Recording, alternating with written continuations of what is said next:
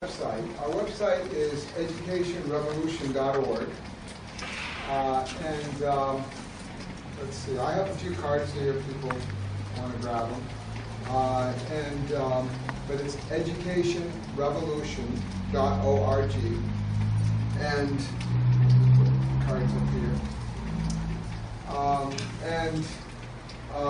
On our website, you can go to the list of democratic schools, and we have a couple of hundred. You can also go to our list of member schools, and we've got about 500. And they're not necessarily democratic schools. They can be schools somewhere, as long as the thing that they have in common is that they are learner-centered, that they empower students, and they're based on the interest of the students.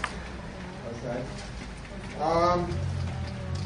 I think that I'm going to just stop at this point, and I'd rather hear what you're interested in and what some of your questions. Let me turn the lights on here for a minute. Do these lights ever work?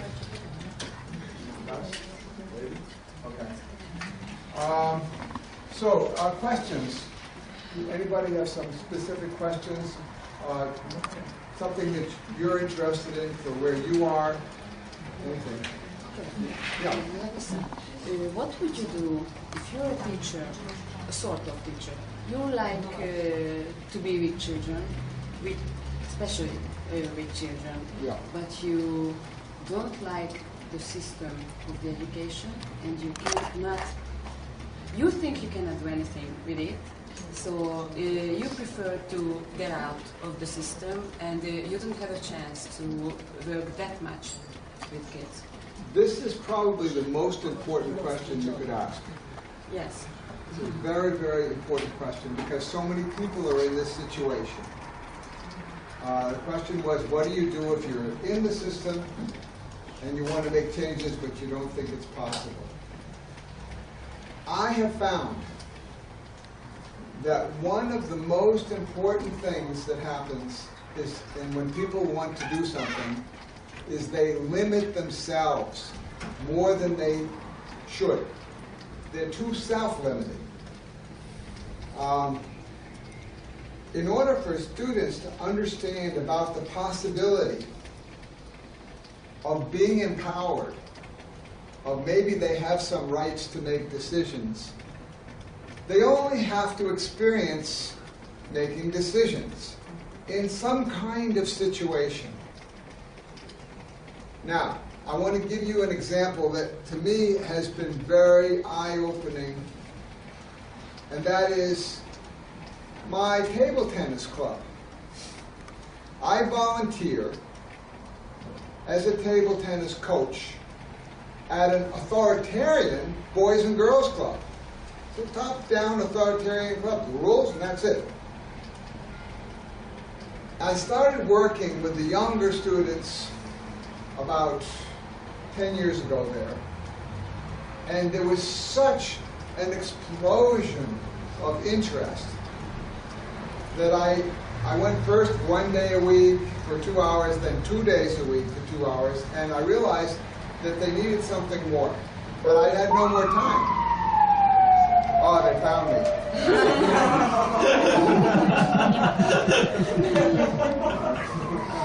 Sorry, come on. All right. And someday, who knows? Yeah. So I turned to the thing that I knew something about, and that is democratic process. And I created a democratic meeting as a way of running this club. So these were children from 6 or 7 years old to about now 14, 15. And they elected their own supervisors. And those supervisors were the only ones that were allowed to change the challenge ladder. We had a challenge ladder. And the people, you know, you could challenge somebody at a certain level, and then if you beat them, everyone else would go down one, and so on. And they also would supervise the matches if there was some conflict, and everything, you know, so we had a democratic process. Well, it was very interesting that I was very surprised to find how powerful this could be, because remember, these were kids who went to state schools. They were mostly minority kids from South America. But it worked for them. And it was very powerful. And I'll give you one example. The club had a rule against eating food anywhere except where the picnic tables were. But the kids in the meeting, when we had our meetings, they said it's not good because they bring the pizza in when the meetings are going on.